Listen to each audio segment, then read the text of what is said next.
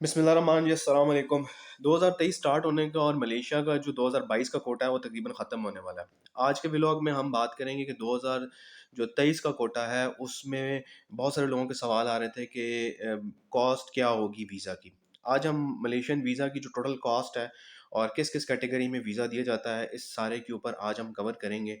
और आपने ये व्लॉग एंड तक देखना है। होप सो बहुत सारे लोग जो मलेशिया जाने का प्लान बना रहे हैं और मलेशिया जो है वो अगर दुबई में आपका कोई चांस नहीं बन रहा तो आप मलेशिया को कंसीडर कर सकते हैं। एशिया का अच्छा मुल्क है रहने के लिए भी और कॉस्ट वाइज़ भी। तो अगर आप मलेशिया जाने का कोई इरादा रखते हैं वर्क वीज़ा के ऊपर तो ये वाली वीडियो आपके लिए है। सबसे पहला जो मतलब बहुत सारे सवाल आ रहे थे कि जी मलेशिया का जो कॉस्ट क्या आती है वीज़े की और आजकल वीज़ा की रेशो क्या है। देखें 2022 का कोटा तकरीबन ख़त्म हो गया है। अभी 2023 का कोटा स्टार्ट होने वाला है और 2023 में अगर आप थोड़ा-सा शुरू में ही अपने जो ट्रस्टवर्दी एजेंट के साथ राब्ते में रहेंगे तो आपको वीज़ा मिल जाएगा और जल्दी वीज़ा मिल जाएगा। क्योंकि नई गवर्नमेंट आई है, अनवर इब्राहिम साहब ने नई गवर्नमेंट बना ली है और अनवर इब्राहिम साहब जो है वो कुछ अरसे तक डॉक्टर महातीर के साथ काम भी करते रहे हैं और अनवर इब्राहिम का जो पोर्टफोलियो है वो को बहुत ज़्यादा अच्छा नहीं है अगर करप्शन को देखते हैं तो। लेकिन उन्होंने फिर भी बहुत सारे सिनेरियोज़ में मीटिंग्स की हैं, जैसे ही वज़ीर-ए-आज़म बने हैं कि कहाँ-कहाँ और किन-किन सेक्टर्स में जो है वो ज़्यादा ज़रूरत है और उन कंपनीज़ को जहाँ पे उनको ज़रूरत है बहुत सारे फ़ॉरेनर्स की, तो उनको किस तरह जो है मलेशिया लेके आना है। लेकिन अगर आप मलेशिया जाने के ख़्वाहिशमंद हैं तो आपने और आपको कॉस्ट के बारे में कन्फ़र्म नहीं है, आपको वीज़ा जो टाइप्स हैं उसके बारे में कन्फ़र्म नहीं है, तो आप ये वाली वीडियो आप एंड तक देखें। नॉर्मली जो है जो मलेशिया का जो वर्क वीज़ा है वो तकरीबन 5 साल के लिए इश्यू होता है, ठीक है?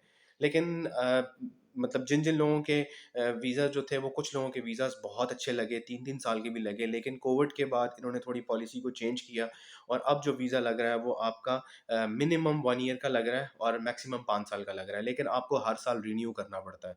अब उस रिन्यूअल में थोड़ा-सा इंसान को दचका ये होता है कि आपका जो वीज़ा है, वो अगर 1 साल लगा है, अगले साल अगर आपकी परफ़ॉर्मेंस डिस्टर्ब हुई तो हो सकता है कि वो वीज़ा आपको कंपनी ही क्योंकि रिन्यू तो आपने कंपनी के प्रोसेस के थ्रू करना है। तो आपको ये करना पड़ेगा कि आपको वहाँ पे काम भी बेहतर तरीके से करना पड़ेगा, अपने जो मैनेजर हैं उनको भी खुश रखना पड़ेगा। आपको प्रॉपर ये नहीं कि जनाब आप पाकिस्तानी आदत मलेशिया में भी आके बनाएँ और काम ना करें और मेहनत ना करें और एंड के ऊपर जब आपका रिन्यूअल का टाइम आए तो फिर कंपनी ही आपको परमिशन ना दे और फिर आप 1 साल के बाद, 2 साल के बाद आप वापस आ जाएँ, तब तक आपने जो पैसे भरे हैं, वो भी पूरे ना हों, तो इस सारी चीज़ों को देखना बहुत ज़्यादा ज़रूरी है। तो नॉर्मली जो है ये जो हमारा स्पेसिफ़िकली जो मलेशिया का वर्क वीज़ा है, उन जिन जो हम इस व्लॉग में कवर करेंगे, वो 4 मुल्कों को कवर करेंगे जो कि आपके पाकिस्तान है, इंडिया है, नेपाल और बांग्लादेश है। लेकिन स्पेसिफ़िकली हम जो बात कर रहे हैं, वो हम पाकिस्तान की बात कर रहे हैं क्योंकि बहुत सारे हमारी ऑडियंस जो है वो पाकिस्तान से हमें देखती है और मतलब अगर आप जो मतलब जितना भी वीज़ा की फ़ीस है, सारी कॉस्टिंग है, वो सारी एक ही है। अब आप उसको मलेशिया में अगर आप बांग्लादेश में देखते हैं, आप उसको अपनी करेंसी के अकॉर्डिंगली कन्वर्ट कर लें, आप नेपाल में देखते हैं, अपनी करेंसी के अकॉर्डिंगली कन्वर्ट कर लें, आप भारत में देखते हैं, अपनी करेंसी के अकॉर्डिंगली कन्वर्ट कर लें। लेकिन हम पाकिस्तान के अकॉर्डिंगली आपसे डिस्कस करेंगे, डॉक्यूमेंटेशन सबके लिए एक जैसी है। थोड़ा-सा फ़र्क जो टेक्निकली वो ये है कि नॉर्मली जो है वो आपको जो वीज़ा मिलता है, वो 3 कैटेगरीज़ में मिलता है, जिनमें कंस्ट्रक्शन है, मैन्युफैक्चरिंग है और आपकी सर्विस सेक्टर है। अब पाकिस्तान के लिए जो सर्विस सेक्टर है, वो इतना ज़्यादा फ्रूटफुल नहीं है और लोग जो हैं वो वहाँ पे जो मलेशियंस हैं वो आपको सर्विस सेक्टर में पाकिस्तानियों को वीज़ा नहीं देते हैं। सिर्फ़ एक कैटेगरी में वीज़ा देते हैं, वो सिर्फ़ क्लीनिंग की जॉब है। अगर आप क्लीनिंग की जॉब में जाते हैं और आप वर्क वीज़ा के लिए अप्लाई कर रहे हैं, तो आपकी क्लीनिंग की जॉब में वो प्रेफ़र करते हैं पाकिस्तान के अलावा ममालिक के लोगों को। अब पाकिस्तानी जो हैं वो थोड़े-से जान में तगड़े होते हैं, तो पाकिस्तानियों को कंसिडर किया जाता है कि उनको ज़्यादा कंस्ट्रक्शन के वीज़े दिए जाएँ या मैन्युफैक्चरिंग के वीज़े दिए जाएँ। प्लांटेशन को भी आप इसमें कंसिडर कर सकते हैं। जो भारत है, नेपाल है और बांग्लादेश है, वो तीनों भी कैटेगरीज़ में वीज़ा इश्यू करते हैं मलेशिया उनके लिए, लेकिन उनकी जो सर्विस कैटेगरी है, उसमें नहीं लिखा होता किसी भी हद तक कि ये जो है स्पेसिफ़िकली क्लीनिंग के वीज़ा आ सकते हैं। उनके लिए सेल रिप्रेजेंटेटिव की अपॉर्च्युनिटीज़ होती हैं, उनके लिए और तमाम सेक्टर्स में ओपन होती हैं। सेल रिप्रेजेंटेशंस में अगर आप एडमिनिस्ट्रेटिव जॉब में जाते हैं, उनके लिए वहाँ पे भी जॉब्स मिल जाती हैं उनको या इसके अलावा जो है अगर वो कोई सुपरिटेंडेंट टाइप हैं या कोई सुपरवाइज़र टाइप है, इस तरह की जॉब में भी वो अप्लाई कर सकते हैं और इस तरह के कॉलिंग वीज़ा निकलते हैं उनके लिए। लेकिन जो ये 4 मुल्क हैं में जो पाकिस्तान है, पाकिस्तान के लिए जो सर्विस सेक्टर है वो ज़्यादा नहीं है फ्रूटफुल, उनको कोशिश किया जाता है कि वो कंस्ट्रक्शन के वीज़े में आएँ।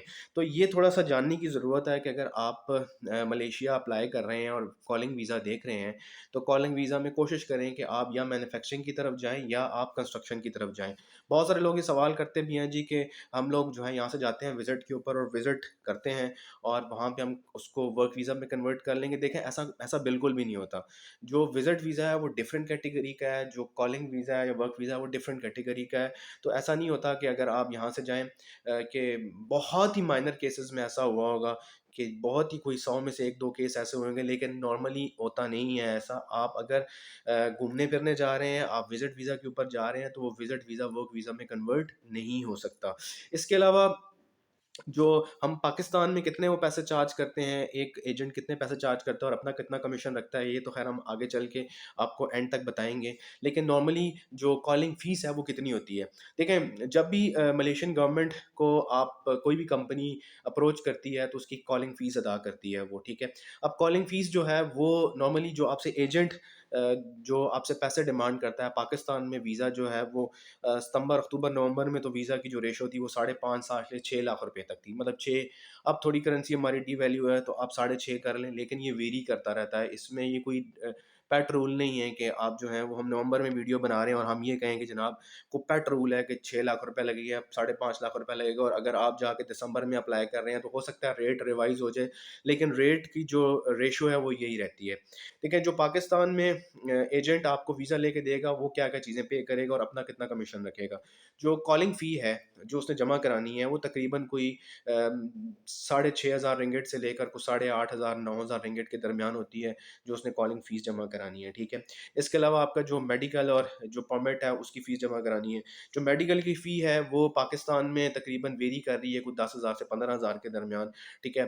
टिकट जो है वो सबसे महँगा टिकट है इस टाइम के ऊपर मलेशिया में, जो आपने जाने के लिए टिकट परचेज़ करना है, वो टिकट की जो फ़ीस है वो मैक्सिमम सिर्फ़ टिकट जो है वो आपको मिनिमम जो है 1 लाख रुपए का और मैक्सिमम 1.5 लाख रुपए का टिकट होगा।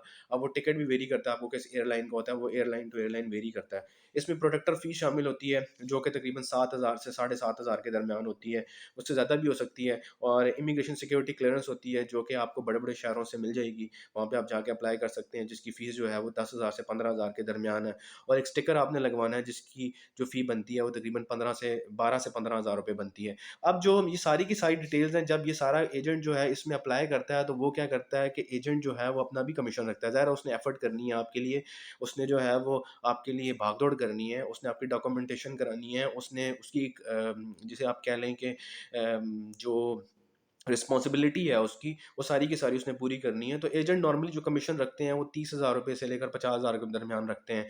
बाकी जो है उन्होंने पे करनी होती है आगे, उन्होंने जो आपकी सिक्योरिटी फ़ी देनी होती है, उन्होंने आगे स्टिकर के पैसे देने होते हैं, उन्होंने आगे जो कॉलिंग की फ़ी देनी होती है। तो ये सारी की सारी मिल के आप इसको कन्वर्ट कर लें, तो तकरीबन ये पाकिस्तानी को बन जाते हैं 5.5 6 लाख रुपए बन जाते हैं, जो कि वेरी कर सकते हैं, साढ़े 6 लाख रुपए के ऊपर भी, और हो सकता है जिस तरह हमारी करेंसी डिवैल्यू हो तो ये रेट बढ़ के 7 लाख रुपए के ऊपर भी चला जाए।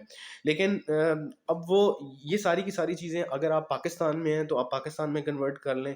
लेकिन अगर आप भारत में हमें वीडियोज़ देख रहे हैं हमारी, या बांग्लादेश में देख रहे हैं, तो आप अपनी करेंसी के अकॉर्डिंगली कंसिडर कर लें कि अगर हमारे 5.5 लाख रुपए लग रहे हैं तो आपकी करेंसी जो है वो तकरीबन हमसे थोड़ी बेहतर है, तो आप तकरीबन कोई एवरेज 3 लाख रुपए, साढ़े 3 लाख रुपए कर लें और इसी तरह आप नेपाल और बांग्लादेश में भी आप कर लें, तो आपको एक आइडिया हो जाएगा। लेकिन जो 2023 स्टार्ट होने को है और तमाम चीज़ें जो हैं वो अभी थोड़ी बेहतरी की तरफ जा रही है, नई गवर्नमेंट भी आ गई है। अब देखना ये है कि आने वाले दिनों में क्या बेहतरी आती है, किन की तरफ वीज़ा ज़्यादा निकलता है। तो आपको जो वीज़ा है, वो अगर आपको कंस्ट्रक्शन या मैन्युफैक्चरिंग का मिलता है पाकिस्तानियों को, सर्विस में भी अगर आपको क्लीनिंग का स्पेसिफ़िक वीज़ा मिलता है, तो आपको अवेल कर लेना चाहिए। बाकी रेट्स जो हैं वो हर एजेंट के डिफरेंट है, लेकिन ऑन एवरेज हमने आपको रेट बता दिए हैं, ऑन एवरेज रेट क्या है। फिर भी आपको कोई सवाल हो मलेशिया के हवाले से, कोई भी आपको क्यूरी हो, चाहे स्टडीज़ के हवाले से, चाहे मलेशियन विज़िट के हवाले से, नॉर्मल वीज़ा के हवाले से, फ्रीलांसिंग वीज़ा के हवाले से, या आपको वर्क वीज़ा के हवाले से कोई क्यूरी है, तो आप हमसे फ्री ऑफ कॉस्ट पूछ सकते हैं। हमारे चैनल को लाइक एंड सब्सक्राइब कर लें। अगर आप हमारे चैनल को लाइक एंड सब्सक्राइब करेंगे तो हमारी मोटिवेशन हो जाएगी। मिलते हैं एक नई वीडियो के साथ, एक नई अपडेट के साथ मलेशिया की। तब तक अपना बहुत ख़्याल रखिएगा। अल्लाह हाफ़िज़।